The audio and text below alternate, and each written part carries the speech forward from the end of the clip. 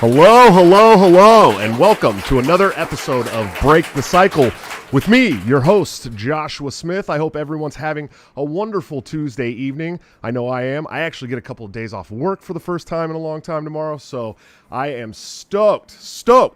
Let's, as usual, start off with some cool sponsors. Of course, we have Lorenzotti.coffee for all of your Italian coffee needs delivered directly to your door. Bring the taste of Italy home. It's good stuff, man. We love it here. We appreciate Lorenzotti Coffee, and it will always be a mainstay in our home. Of course, TopLobster.com for all your graphic tees and hoodies and hats and coffee mugs. Also, stuff for your show. Whatever it is you need, this man is amazing. He does everything by hand draws it. It's where you can get this awesome Epstein didn't kill himself bright purple hoodie. Don't miss out. And of course, Anthem Planning, anthemplanning.com for all your emergency and crisis planning needs, whether it be for your business or personal. They're wonderful sponsors, wonderful people, part of the Mises Caucus out of Delaware. Definitely use them. They're doing a job that the government would love to do for you at a much more expensive cost. So that's the sponsors. This week I ran a contest for you guys when we hit 2,000 subscribers on the YouTube. And so I want to announce those winners right now. But to do so, I'm going to need the absolute cutest Vanna White anybody has ever seen in their lives. Her name's Lulu. Come here, Lou. Come on. This is Lou. Say hi, Lou. Say hi. So we're going to pick them. I have everybody's name in here. We're going to pick them at random. The first two are going to be the free t-shirts, and the third one is going to be a year-long subscription to the Mug Club. All right, sweetie, you ready? Mm-hmm. All right, pick one. Just one. All right, let's see. What do we got?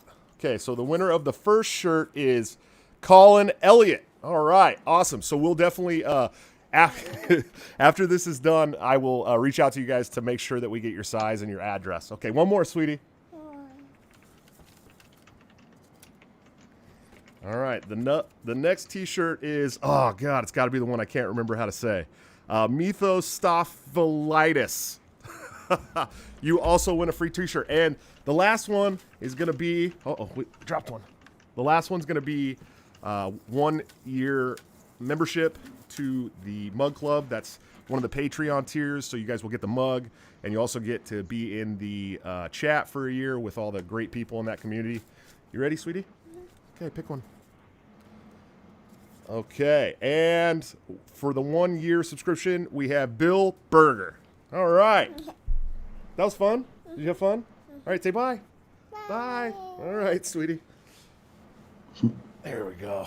All right. Well, that was fun. I hope everybody liked meeting Lou. Lou is a sweet girl. We call her the Sour Patch Kid in our house because first she's sour and then she's sweet. So, but anyways, what you guys really came here for is we have a great show for you tonight. In fact, our guest is amazing. I've been trying to get him on the show for a little bit. There's, some people in the Loser Brigade who are really upset for me platforming this man. But he is the host of Hotep's Been Told Ya. He's a tech entrepreneur. He's the creator of the hilarious Grifty Awards that I better get nominated for next year. And he is the man that shook every single Starbucks employee to their very core. He is Hotep Jesus. How the hell are you today, man? What's up, bro? I'm good. Thank you for having me, man. Of course, man. I'm stoked to have you. That's what's up. Yeah, so let's start out. Some of my viewers may not know about the Hotep movement. You know what I mean? Can you explain the Hotep movement for my audience?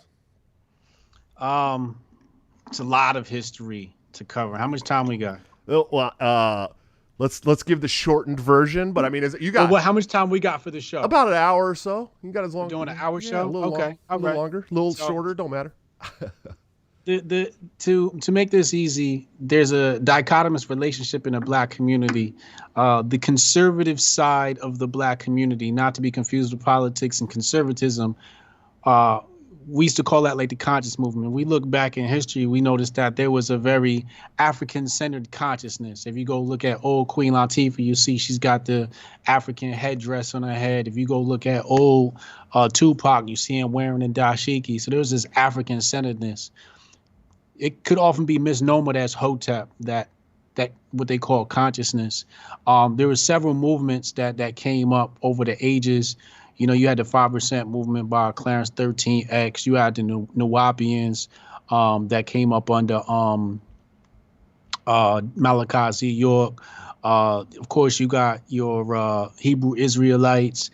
You got your Kemetic movement. You got your Nation of Islam. And there's all these different sects. But that by the black liberal has been called Hotep.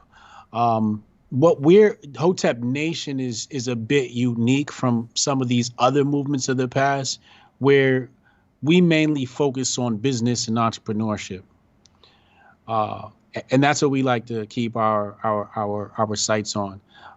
As our teacher Shaka Akmos would say, ancient Egypt, the religion was business. A lot of people think that the gods were some sort of a spiritual system, and it's fine to believe some of that stuff.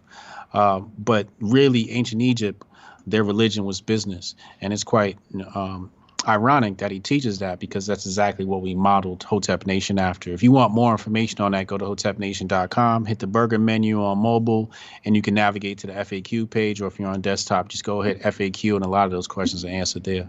Sure. So talking a little bit about business as a religion, you're really heavily into tech, and you've brought about several tech startups. What got you into tech, and what kind of tech startups have you had so far?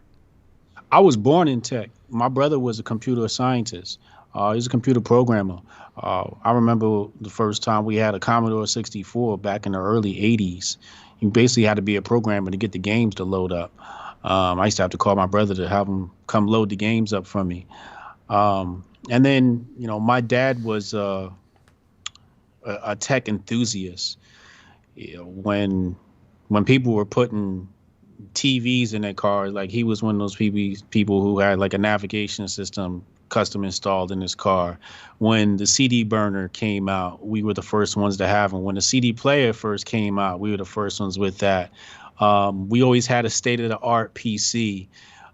When the internet became something that the common consumer had, we were the first ones to adopt that via like Netscape and AOL. I remember my dad, he brought home the law firm in the building that he worked at, threw away like dozens of computers. And he grabbed those things out of the bin and brought them home. It was like, hey, for every one of these you can fix, I'll sell them and give you $100. So I remember they were like IBM computers, and I was looking through the manual, and I'd find the error codes, and error code would say, hey, bad motherboard or bad hard drive. So I'd grab a hard drive out of another one, plug it in, see if it booted up. It booted up, cool, awesome, great. Let's install Windows on that thing. And then, I'd get maybe out of the dozens or so that worked, I'd get maybe 5 or whatever working, and then he'd sell them. And then my dad used to do like weird shit to like challenge me. I remember he'd be at work and somebody say, I have a problem with my computer, and I'd have to like, I was basically like tech support every time one of his friends had computer problems. And I could be anywhere. I could be at my friend's house. He'd call me up, hey, walk somebody through this, and I'd have to like go through memory. So I've been around tech my whole life. Like I said, my dad was a tech enthusiast. He had a great job. I grew up in a 6-figure household, so I was born with a silver spoon in my mouth. So we always had state-of-the-art stuff, So yeah, I've just been around tech my whole life. I didn't really like programming too much. I was more of a people person, so I got into sales and marketing, and I was a loan officer for a little while, a mortgage broker for a little while, up until the crisis hit. But after the 50 Cent thing, or during my contract with the 50 Cent company, I started my own marketing agency. And I noticed that a lot of the people in the CPG goods weren't looking at tech, and I was looking at the mobile app space, and I just kind of knew it was going to explode. So I was telling these large investors and VCs and celebrity endorsers, hey, you should drop a mobile app. We should work in the mobile app space. Nobody really got it. So I started looking for people in that space and embedded myself there. And so now, I'm involved with several different projects. Nice, man. That's great. So I've watched quite a bit of your content lately, especially, leading up to this. But I can't really pin down where you stand today politically. You know what I mean? I know, Yeah. I know at some point you supported Trump. as far as like he wasn't. What you said that he wasn't there to save us. He's there to make sure we could save ourselves. Yeah. Make it easier to save yourself. Sure. What is your end goal politically? I mean, what is it? Is it liberty? I mean, is that what you're looking to push? Like Andrew Breitbart said politics is downstream from culture, and Hotep Jesus says culture is downstream from business. So if we're going to affect politics, like I said, the religion in ancient Egypt was business, and business really dictates your politics.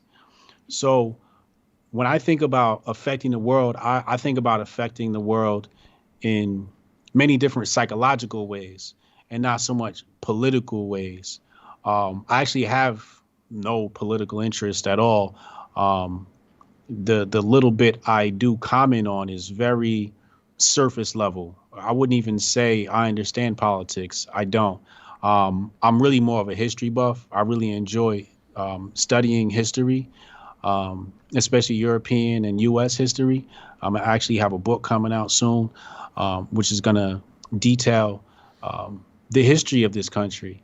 It's going to include case law. It's going to include some congressional records and also some historical records from notable historians. So when I think about politics, I don't think about politics as it exists today. I think about politics, how it was and became what it is today. So when you understand who really controls this country and how they control this country, you don't see politics anymore. All you see is interests. So I don't see Republicans and Democrats. I see agendas and interests. So I don't align myself with any of these things. I'm actually anti-statist. I don't believe in the existence of a state. I don't believe in the existence of laws. I don't believe in the existence of a government. And if there was a government, the only one I would trust is me as a dictator. Sure. That's that rugged individualism, man. Definitely. But you've definitely been recently, especially been really adjacent to the liberty movement. You know what I mean? I noticed that, especially talking with the Mises Caucus and stuff like that. Has working with them evolved your views at all? There's no working relationship. Sure. I will be speaking with them at their event in LA in May.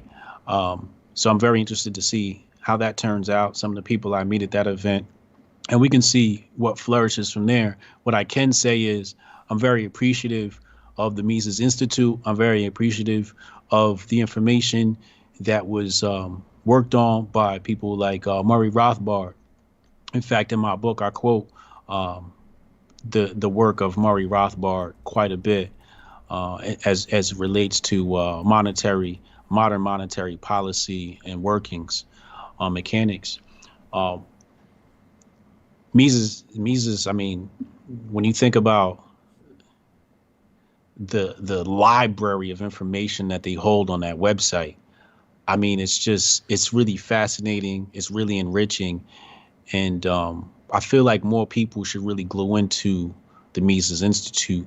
As far as the politics is concerned, I'm very, very much oblivious as to how they operate in the political realm.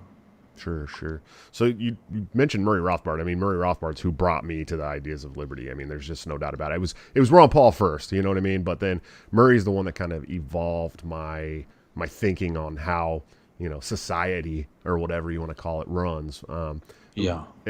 How long when was the first time you picked up Murray Rothbard, and is there any other Mises scholars that you've been a fan of? He's the only one I could name. I'm sure I've studied others because I've spent so much time on that website, but he's the only one I could name. If you named another one, I could probably say I read their work. But it was really Chad Lemoyne from the Aquarian Anarchy podcast. He brought up this whole anarchy thing, and I was cognitive dissonance opposed to it. And he said, just check out this book. And he passed me something from Rothbard. Very short read. I forget what it was called. Probably Anatomy of the State. There you go. Yeah, Thank you. Anatomy of the State. Really quick read.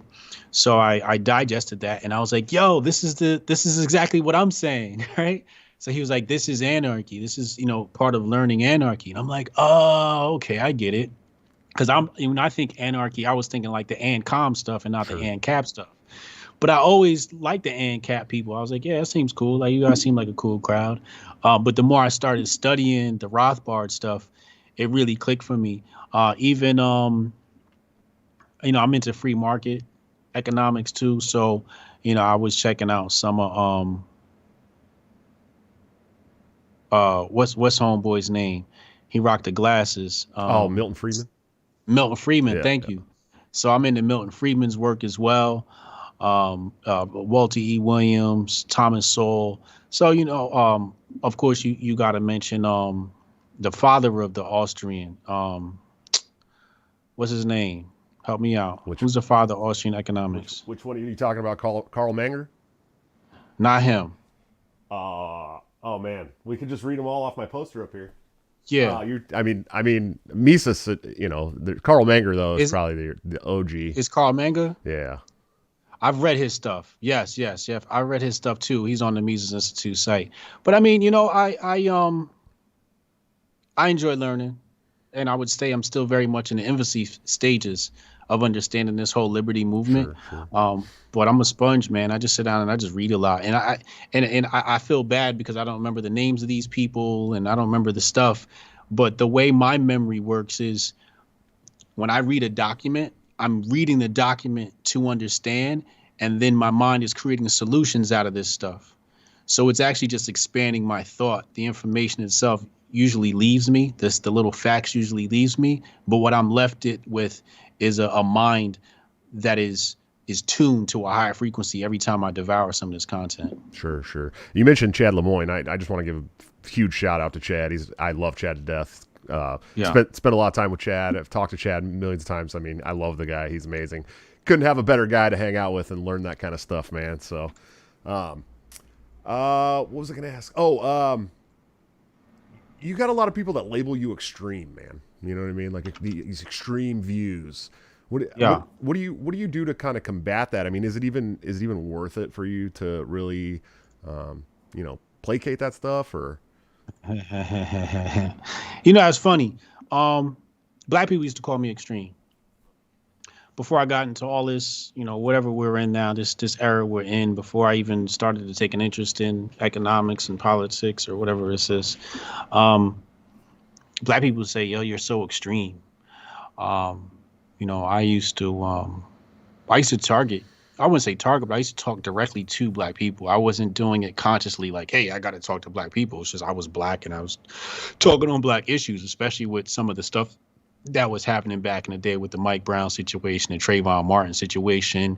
I was putting out the information, disseminating information from Dr. Sebi, Dr. Jewel Pookrum, John Henry Clark, Dr. Ben. I was just pushing some of the conscious information out to the community. But they used to always call me extreme. So now when people call me extreme, I'm kind of used to it. It's just like, well, so like I've been called that for years. Really, when somebody calls me extreme, I usually just take it as they're just saying I'm unique.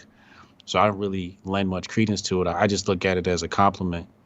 Sure. Well, as you know, there's, I sit on the Libertarian National Committee. I'm an at-large representative for the entire national party. And so I deal with a lot of libertarians, and there's some very blue-pilled libertarians that want to deplatform you from the libertarian movement. They don't want you to be able to speak at a Mises Caucus event and stuff like that. How do you feel about that? I mean, is that off-putting for you? Does that make you want to stop your mission to come and speak at a libertarian event? I mean, no. I've been a target my whole life. I've always thought different. I've always been a type of person that I never really followed the crowd. I was always like, I think this is the right way to go, and I'm going to follow my heart. For example, I never graduated from college. My mother has a master's degree. My father's an electrical engineer. My brother graduated from college, and my sister's a doctor. And as a young kid, I never really got along with school, mostly because I couldn't respect the teachers. I just felt like I was more intelligent than the teachers. And I'm like, if I'm running circles around a teacher and she can't answer my questions, my intelligent questions, she can't answer my intelligent questions, like on a subconscious level, I couldn't respect a lot of adults. When I got to the college level, I was making so much money as an 18-year-old, 19-year-old. It just didn't make sense for me to be in college. You know, and my parents used to always say, hey, you know, you got to go get your college degree. And in the back of my mind, I'm like, everybody go gets a college degree, goes to get a job. I'm like, I don't want to work for somebody else. I want to work for myself. And like I said, I was a broker and a loan officer, and that was kind of like working for yourself. I mean, you had a boss, but it was performance based, and I like that. You know, it wasn't like I got paid hourly. No, if I put in work, I got paid handsomely. You know, I'd come home with $12,000 check in 1 month. That was great. You know, I was 19 years old. When I was 18, I was selling women's shoes at Nordstrom. I'd come home with $1,200 a week checks. That was huge back then, you know. But every time somebody wanted me to go some way, I just would deviate. Like that didn't, you know, I was following my intuition, man. But I don't know. I don't really pay attention to what people say. I take it as, I'm a marketer by trade. So when people talk, I take it as data. You know, like in marketing, we make database decisions. So when people say things, I just take it as data. I take it as understanding the human mind. So I like the content that people give me. I like the rebuttals that people give me. I don't lend it much credence, but I take a note of it. Sure. And I help it shape me as a human being. I understand how people react to certain thoughts, how people react to certain facts. But nobody's going to be able to say, hey, you know, or make me feel some type of way. When they act like that, I just hit the block button and go on about my day. I mean, I'm just like way too busy to. First of all, these people aren't accomplished. If they were accomplished, they wouldn't be thinking about me. And that's the difference between an unaccomplished person and an accomplished person. See, an unaccomplished person makes I want to turn this into a quotable. Yeah. And an unaccomplished person talks about people. Accomplished people give unaccomplished people something to talk about. Sure. Yeah. It's a great quote. This is something I've noticed a long while ago with my naysayers. And I'd look and I'd be like, you're talking about it, but you have nothing going on. Like, where is your business? What are you building? What have you created? What did you bring into this world that didn't exist prior? I run 7 different corporations. You think I have time to worry about some troll on the internet? I literally don't have time to go back and forth. I've been in meetings all day. And when I'm not in meetings, I'm researching for my book.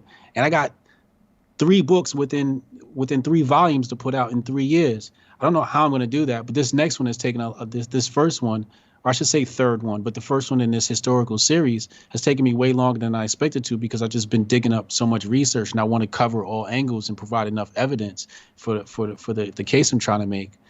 But when you're an author and you're writing research paper, you think you got time? And then I got the Bitcoin company. Shout out to Coinbase app. I have an AI company. I'm about to sign documents with a new iPhone app company in the productivity space. We run Hotep Nation. I'm also a consultant. I also teach marketing on the weekends. And we got the Jean Core project.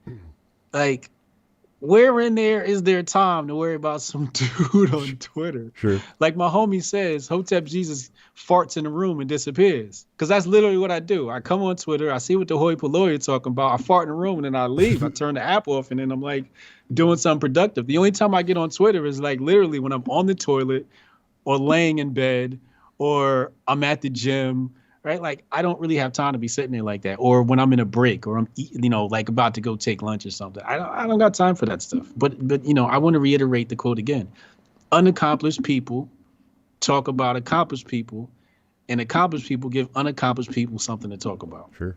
Yeah, and I agree. I'm constantly getting the same treatment online, many times by people from my own party.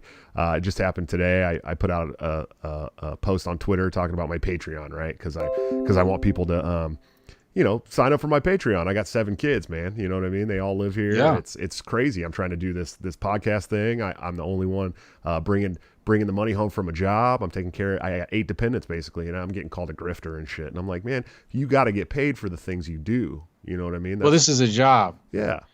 People don't understand how much work it is once you put that mic in front of your face. People think this is fun and games. They don't know when you put that mic in front of your face, man, and you're done, you feel exhausted. It takes a toll. Like, Oh yeah. this is work. And not only that, but that mic in front of you costs money. Oh yeah. You've invested in this, Yep. in this business. So again, these are unaccomplished people who could never understand the life of an accomplished person or an entrepreneur that wants to be something.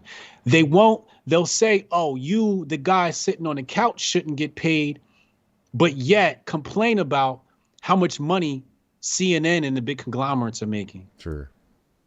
But you don't want the little voice to have an opinion. The little voice is the more important voice, is the one where you're going to get a more honest, raw opinion. You're going to get more enriching from an hour here with you than you will ever get in an entire year from sitting and watching CNN. Sure. But CNN's making millions of dollars, and that's cool. Right. Again, unaccomplished people, unaccomplished opinions. I agree fully, and that was kind of some of the flack I was getting was, oh, you're going to platform Hotep Jesus. I'm like, hell yeah, I'm going to, man. What are you talking about? Like, I want to be an honest. Think about what you just said. Right. I want to be an honest media guy. You know what I mean? Like, and most of us do. I mean, most of us that have these little shows want to be honest. We want to put out an honest dialogue and an honest narrative. We're not trying to push a corporate backed narrative from one of these big mainstream media outlets. You know what I mean? But think about what you just said. You're going to platform Hotep Jesus, right? What does that even mean? Right. You're going to platform me. I have my own platform. Right. Nobody can platform me.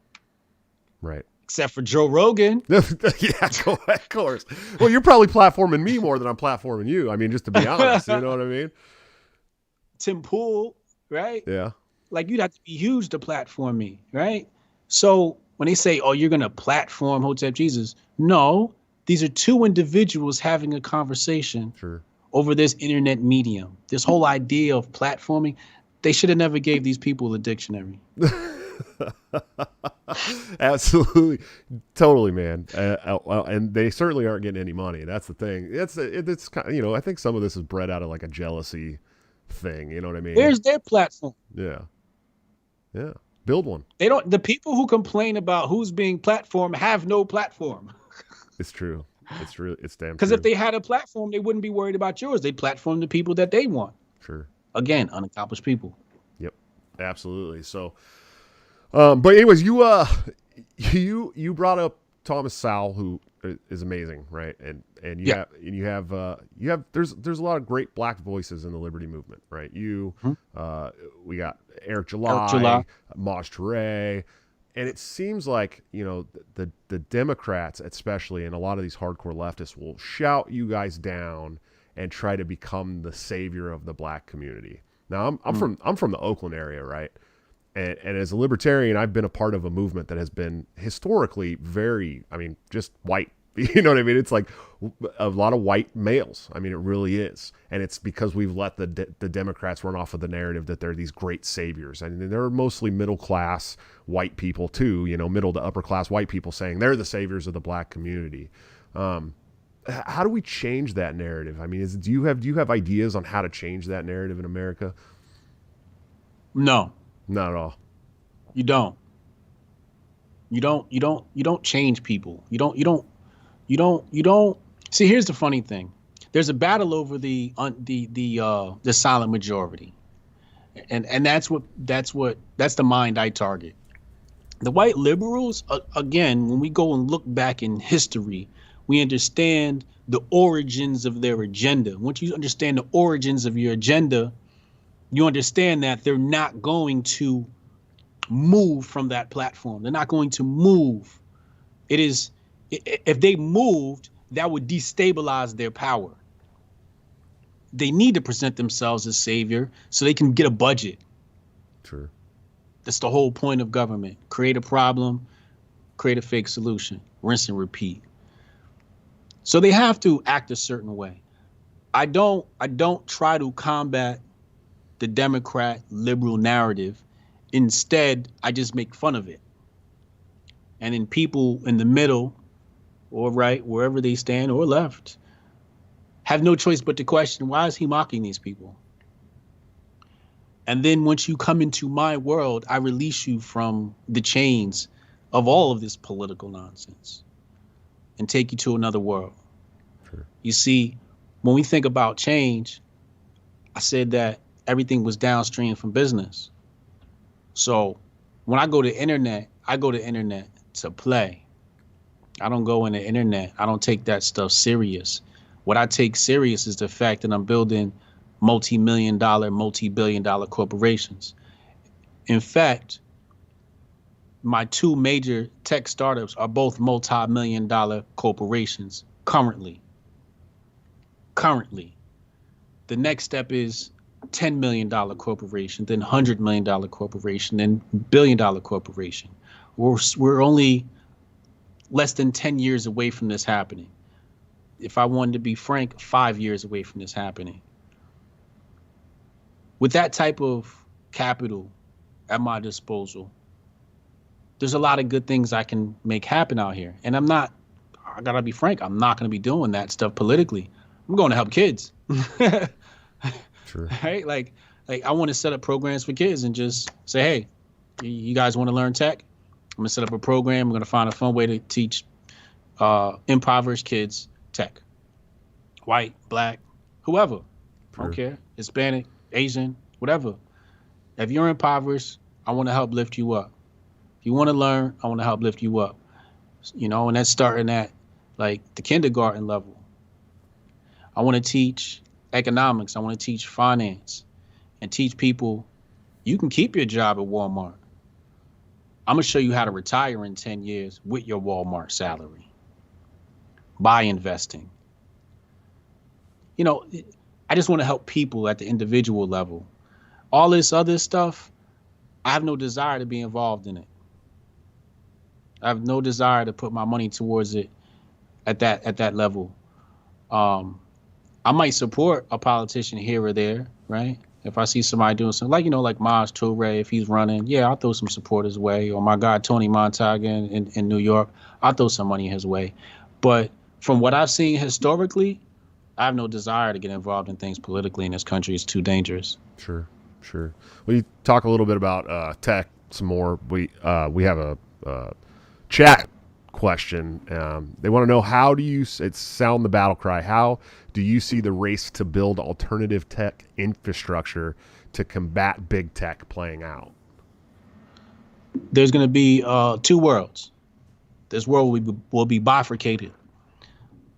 You're going to have, all you got to do is watch the movie Demolition Man to get an idea.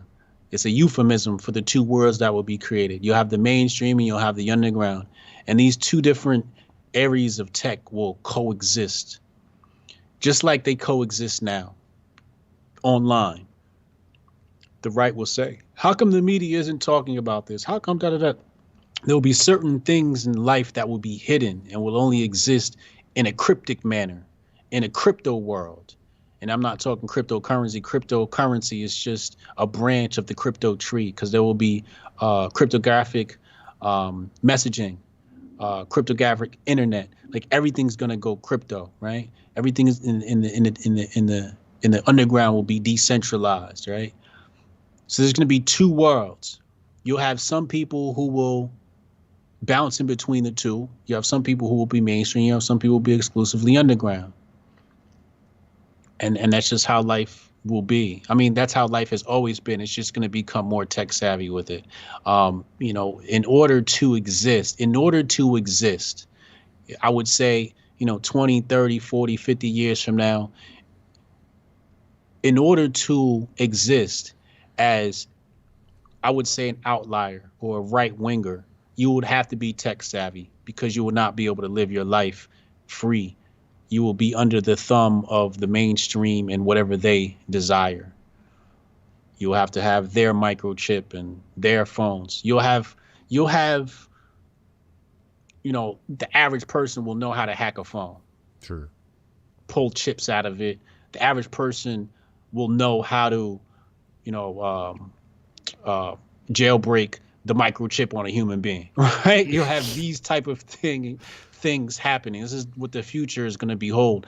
But you'll have this jailbroken society, and then you'll have the mainstream, which will be tapped into that frequency. Sure. Yeah. Are you familiar at all with Ross Ulbricht and Silk Road and that kind of stuff that happened several years ago? Yeah, Ross Ulbricht. Yeah, they locked him up. Yeah, they locked him up for creating basically at the time Silk Road wasn't decentralized, but it was a deep web basically trading site where you could use crypto to trade things. They made an example of the guy. They dragged him through court. It was horrible.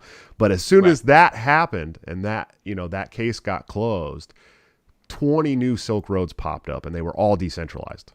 There was no one they could blame it on. I mean, what you're saying is happening already. I mean, that's literally what it is. Right. Yeah. Exactly. Yeah. So, like I said, we are living it. We don't even see it because we're living it. It's like you can have a box, but if you're inside the box, you don't know what the box looks like till you step outside of the box. Sure. Then you can take a look at the box. You can look at the outside, the bottom, the top, the inside. But when you're inside the box, you can't see the box. We're inside the box, so therefore we can't see the box. We'd have to remove ourselves on a conscious level and a subconscious level, and that's a whole nother story. But we'd have to remove ourselves. Now, it's funny because I saw it the other day. I was riding down the street and I saw a sign and it said something about social distancing, right? On some, I think it might have been a fast food sign. And it hit me. We're already in the dystopian future. Sure. When I saw that, it just hit me. And I'm like, we're already here. Well, we're talking about stuff like that. Yeah. Well, we're talking about dystopian future, and we just got hit with the Pentagon has created a microchip that they can put underneath your skin for testing you, tracking COVID in your body. Yeah. I mean, how do you feel about this whole COVID debacle, man? I mean, it's been a mess from day one. I mean, and it just started out as just 2 weeks to flatten the curve, and now it's just get the microchip so you can go to the grocery store, man. I mean, the dominoes have really just kept falling this whole time, man. Trump. It's Trump's fault. True. Trump changed the trajectory of this timeline that we're living in. He woke up a part of America the establishment never wanted woken up. They never wanted those people to wake up. And those people woke up. They demonstrated. They showed up as we saw on the 6th. And something had to be done.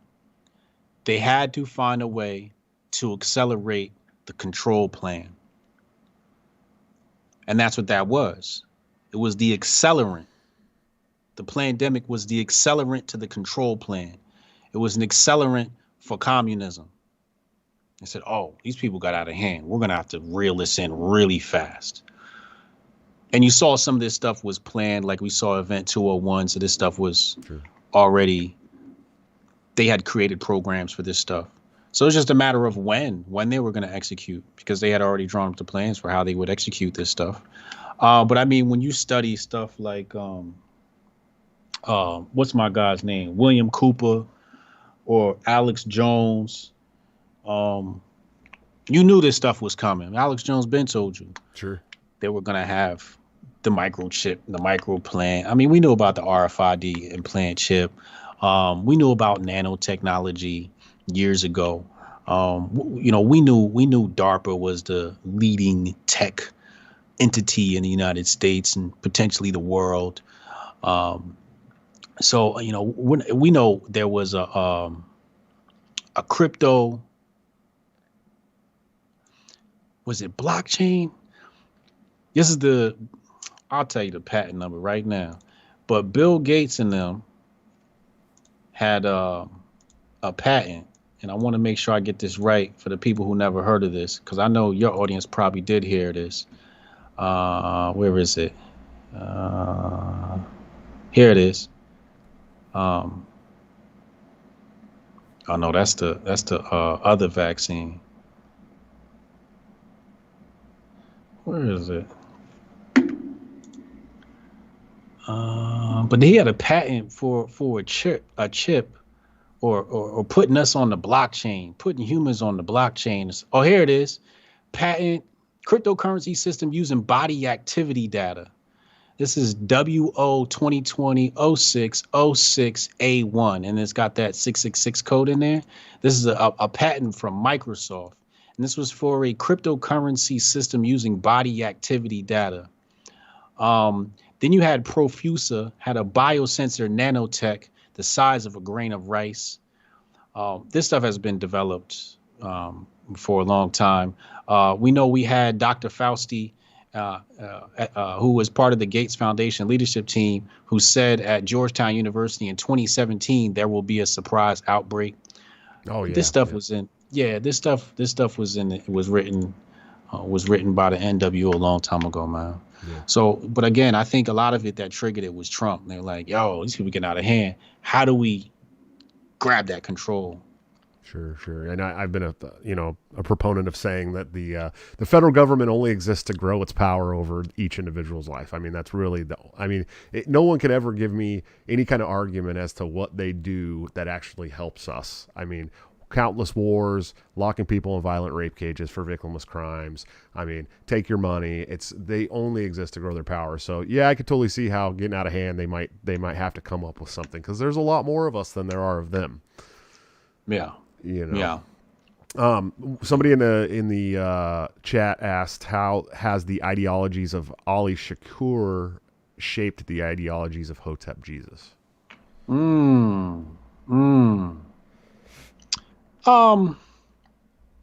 was very young in the mind.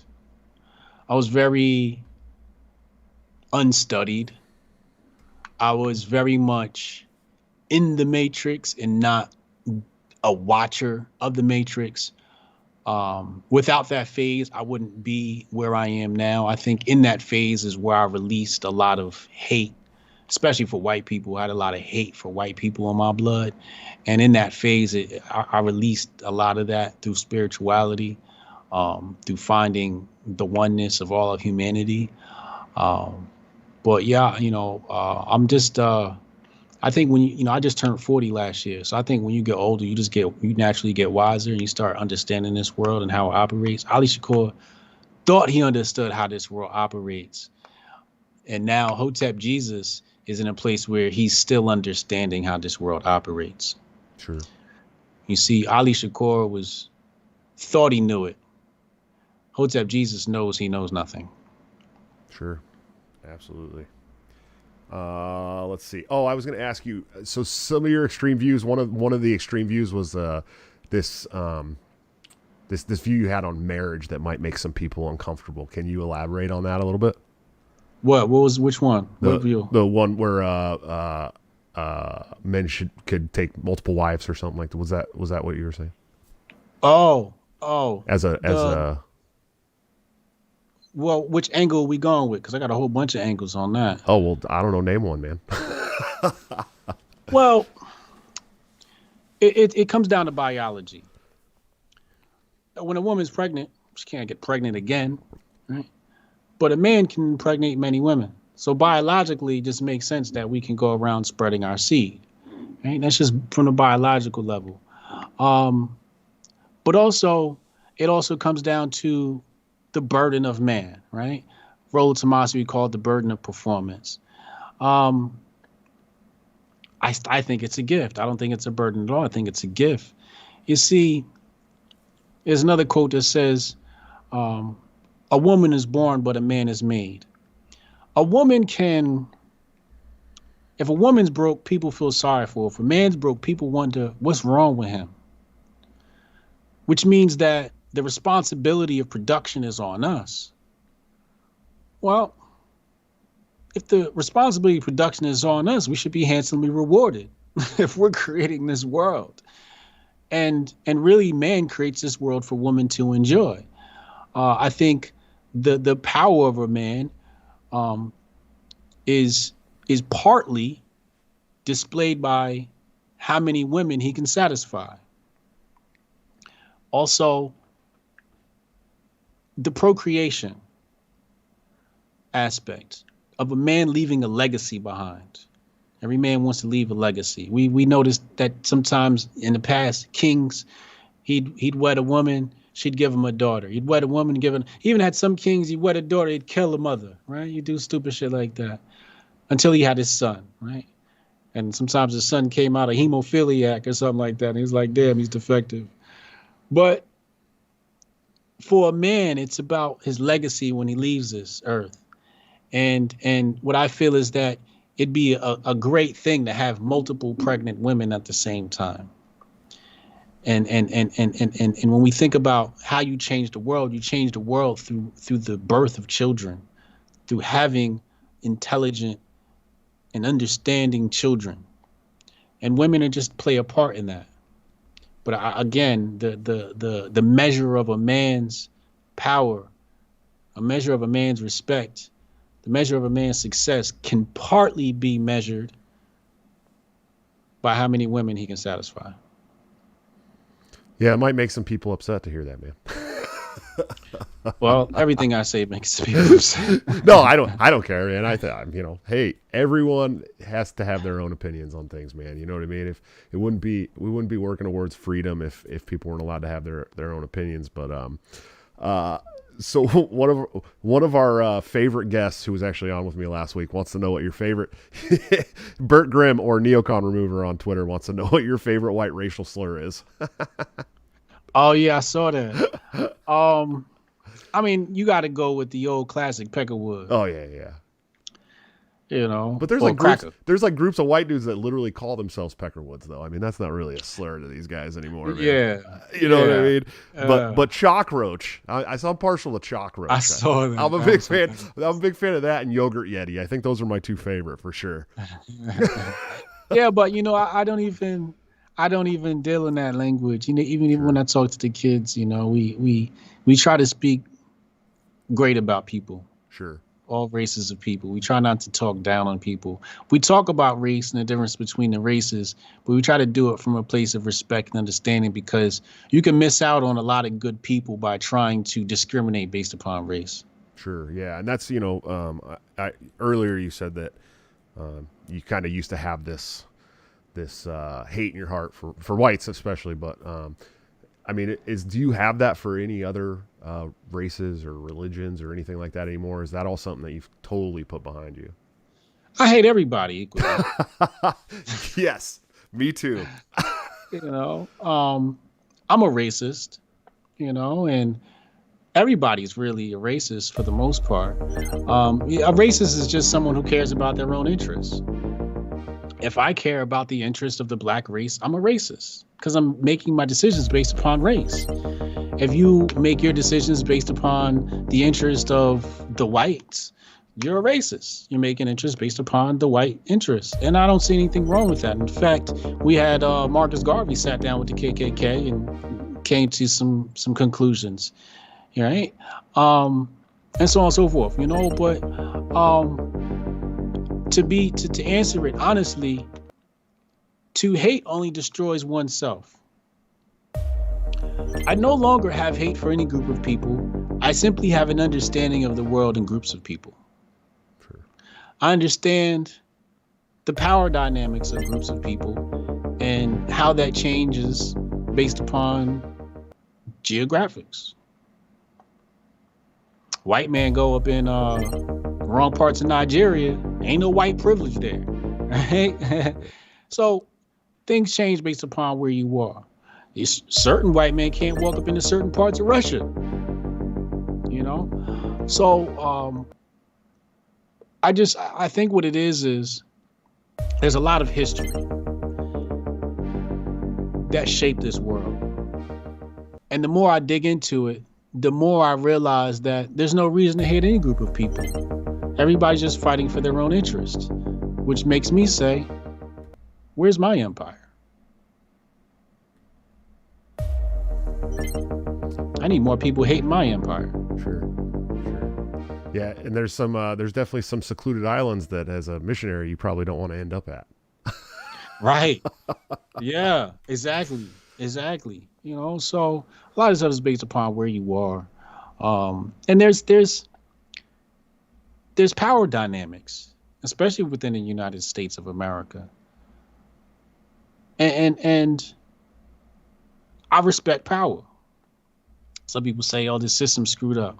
No, there's nothing wrong with this system. It's just that the people aren't intelligent enough to manipulate it like the people in power do. Because the system was created very much open-ended.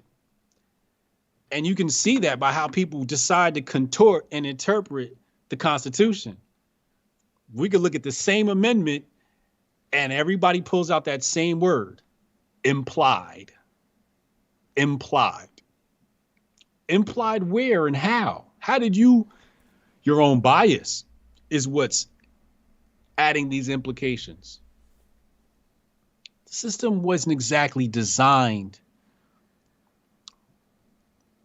poorly.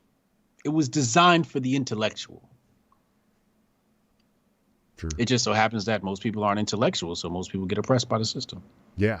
No, I agree. I'm definitely not an intellectual, but I try to act like one on my internet show as much as possible. You know what I mean? I'm a blue collar working class guy in this country. You know what I mean? That's what I've been doing most of my life. But I read a lot too. And I do a lot of research and stuff on YouTube, and it's pretty much how I've learned my trade was. Right. People are like, hey man, can you do this side work? And I'm like, yeah. And then I go home and I watch a couple YouTube videos and I show up, and I do it. Yeah. So, you and I could go into the courtroom, right? Sure. And you might not be educated on case law. I might have a suitcase full of case law. Me and you got the same crime on the docket. I walk out, you get convicted. True. You didn't get convicted because you're more guilty than I am. It's just that I understand the system, and the system's based upon case law. At any given moment, people in the United States of America completely changed the system. If they just got off of Twitter and picked up some case law, rallied together, and walked down to the county court or the town court or the state court and say, hey, dog, there's too many precedents here. So many precedents in the past. We got to start repealing some of this legislation, and went down the line. But we're distracted by the bread and circus. Sure. There's a lot of people like the Amish. They're not subject to the jurisdiction of the United States of America. Why? It's an intellectual people. Yeah. And blue collar. You have the Hasidic community in New York City, Brooklyn. They have their own court system, separate from the jurisdiction of the court system of the New York City, from New York City court system, right? Sure. Why? How? Intellectualism. You gotta respect that. At any given time, you can have sovereignty in this country if you organized. People don't organize. The Hasidic community organizes. Yep. They do. How you gonna be mad at the people who organize? You can't be mad at them. Only thing you can do is learn from them. Sure. Yeah, I agree. I wish more people would organize around nullification, especially jury nullification. That's a really cool thing if you really think about it. That a lot of these trials, they go to a jury of your quote unquote peers. They're not really your peers. You know what I mean? These people don't know you from Adam. They don't care about you. So organize around jury nullification would be a good thing for a lot of people in this country. But they got to read about it, and it takes some intellectual prowess to understand what jury nullification is. That's why people like Michael Bolden from the 10th Amendment Center are so important. I don't know if you're familiar with Michael Bolden. He'll be on my show next Friday. He's pretty awesome, but... okay, I'm gonna check him out. Yeah, dude, he's cool. He probably, you guys could have some great talks. He's also like one of the nicest guys in the world too. So, okay, but he's pretty badass, definitely. Let's see, is there any more questions in here? Don't. How does Hotep Jesus? This is from Top Lobster, by the way. How does Hotep Jesus feel about Steve Bannon and his understanding on how to manipulate power? I don't know anything about Steve Bannon. Nothing. Huh? Well, Nothing, like literally nothing. A lot of people come to me and they ask me a lot of questions about the present. I don't pay attention to the present much outside of my own affairs. Sure. I mostly pay attention to the history. I do a lot of historical study. in certain specific areas, and I'm still got a lot of long way to go. But before I pay attention to the now, I'm trying to catch up on what I don't know about U.S. history. There's so much I don't know, and I want to study every single phase until I'm an expert on the history of America, and then I'll come back and study all these people of the now. But when it comes to manipulating power, I'm very familiar with manipulating power, and I think it's a beautiful thing. Sure. Yeah, I agree. The only thing that exists in the world is energy and power. Sure. Well, and somebody, a good friend of mine, Stephen Akela, gave me a book called The 27 Laws of Power. I don't know if you are familiar with that book or not, but it's basically a book on why that's what you're saying right now is so important, being able to manipulate power. And it's not like I need to hold power over the next person, but it's important to have power over your own life and your own direction in life. And being able to manipulate that power structure really helps you in your individual quest, for sure. Yeah. Definitely. Yeah, absolutely. Well, shoot, man, that's pretty much all I got for you. You want to tell all these great people where they can find you, since probably most of them are from your platform anyways, to be honest with you. But. HotepJesus.com. I'm an author. I have the first book I wrote is my avant-garde work, my magnum opus, Dominate Twitter. This is my over 2 decades of understanding marketing. I had a psychologist reach out to me once. He said, "Man, I wish I had this book when I was 20." He said he bought Twitter courses, all the popular Twitter courses, all the popular Twitter books. He said, "My little guide of 100 pages was the best thing he ever read on marketing." What the word he used was, he said it was very meta. And what I deal with is mostly branding. People confuse branding and marketing, right? And without branding, marketing is very fleeting. But this gives you the staying power. Branding gives you the staying power. That's why Hotep Nation has a staying power, because we've created a brand. But yeah, I've dumped all of my life work into that document, and I teach it on Saturdays at the Mogul Summit. Both of those things you can access I think the Mogul Summit is probably like $400 a month now. We meet every Saturday. I actually don't encourage people to sign up because I really don't want it to be too packed. But if people want to sign up, that's fine. You'll never really see me push it. It's really very much an exclusive group of people that I enjoy helping. And then my second book, The Unbreakable Rules of Masculinity, some people thought that I wrote it, because it was trendy right now. And really, it wasn't that. I had intended on writing a book on male-female dynamics, but I said I would be a fraud if I did so without having a good relationship with my now fiance. And I wanted to make sure I understood how to get that situation under control. And then once I understood how I got that situation under control, I could, pass that knowledge on to the next guy. So then once I got her under control, I'm like, oh, this thing is really about stoicism. So then I teach men how to build yourself to be a stoic man, and some of the rules. That's the Unbreakable Rules of Masculinity, and all those are available at HotepJesus.com. Nice. Yeah, absolutely. I also just got fiancé'd up, man. So congratulations to you. Dope. Yeah, hell yeah. Well, we got 7 kids, man. They gotta have married parents at this point, I think. You know what I mean? I think it's important. Yeah. I mostly got married because she was or got engaged because societal pressure. Sure. Upon her, people looking at her kind of funny, and I didn't want people looking at her funny. Family members, so on and so forth. I didn't like how people looked at her. So I did that. I did it for her. Again, I'm against the state, so obviously I don't believe in the idea of marriage because of the state interference of it all. But yeah, I think it's a beautiful thing to have that discipline, right? Discipline with one woman. It's a beautiful thing to build, Yep. I agree. But yeah, congratulations, man. Thanks, man. Children are beautiful. Yeah, I'm not a big fan of state permission for being wed either. You know what I mean? But the tax breaks are nice, and being able to buy a house together are pretty important too. And unfortunately, they've pressured us into a society where we have to get married to do those things. You know what I mean? So together, You have at least. Yeah, you have some groups of people who manipulate that system too. Yeah. Oh yeah. Oh yeah. No doubt. No doubt about it, man. Hey, well, hey, I really appreciate you coming on, man. It's definitely. I'm hoping to get that Hotep Jesus bump. You know what I mean?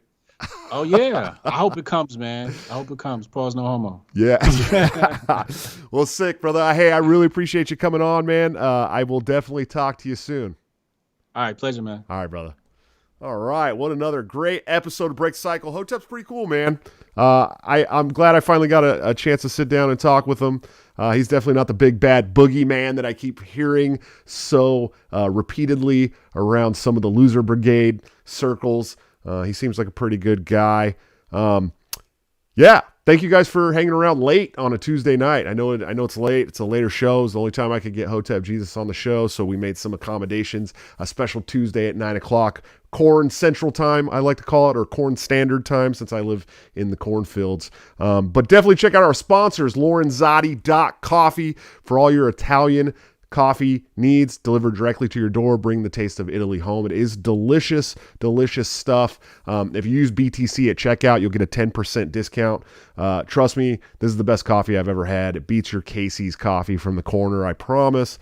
TopLobster.com for all your great graphic needs. It's also where you can get this great Epstein Didn't Kill Himself bright purple hoodie. He also helps out on my podcast. He does all those great thumbnails. He draws everything by hand on a digital pad. He is an amazing person, an amazing guy, and I'm glad to call him friend and not just sponsor. But you can also go to toplobster.com, use BTC at checkout to get a 10% discount on any of the amazing clothes he has there. And of course, anthemplanning.com for all your emergency and crisis planning needs. I will have the owner of anthemplanning.com on the show tomorrow, I believe. Let's see. Yes, Amy Lepore. I think I'm saying that right. God, I hope I'm saying that right. She's an executive producer on the show. Her and her husband Griff both. She's the owner of Anthem Planning. It's going to be an awesome, awesome show. We're going to talk about how terrible the government is at emergency and crisis planning. And then, of course, on Friday, we will have 2020 vice presidential candidate and Boog Boy hero Spike Cohen. That's going to be a lot of fun. We don't know if he's going to have his shirt on or off, so you'll have to show up for the episode to find out. And then just added, coming next Tuesday night, we're going to have Ace Archist on the show. Fortunately, it will only be audio for his end, but if you haven't been following Ace_Archist on Twitter, he's amazing. One of the best anti-war voices. He's a wonderful person. They just started a podcast as well called Slurp Gang. It is amazing. We have a bunch of other great guests coming up in the future. Most of them are on here. Some of them are not. I've started doing a lot more shows than I thought I was going to when we made this graphic. But we do have next Friday coming up, Michael Bolden, Phil Labonte, the lead singer of All Their Mains, Patrick Smith, from Anarchocast, Monica Perez. Zuby is going to be coming on in May. JJ Boogie, guitarist from Arrested Development, Adam Kokesh, Kylie McGillicuddy, and Josh Shybulski from the Great White North, who wrote a wonderful book called Second Story Work that I'm still trying to get through so that I can say that I read it before he comes on my show. I got a little while. But yeah, guys, I guess that's it. And I will definitely see you tomorrow for our show with Amy Lepore. But until then, don't forget to break the cycle. Do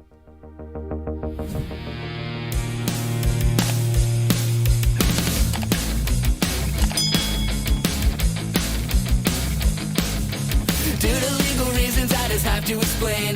The lyrics of my last song may seem to contain a violent call to action in the verse and refrain, but I just landed in Minecraft. The helicopter part was in reference to GTA 5 and the things you do. So any violence you commit, I am not an excuse, because I just landed in Minecraft. Well, Chipper is my friend and he's constantly cold. Accusations of incitement getting totally old. Make your own choices, yeah, you have control, because I just landed in Minecraft. Obviously I would never advocate force unless there's due process and a trial, of course. And if you're convicted, we will make you a corpse in Minecraft, just in Minecraft. Nothing I mean, you know it. No product dinners, cause it closed for COVID. Holy shit, I think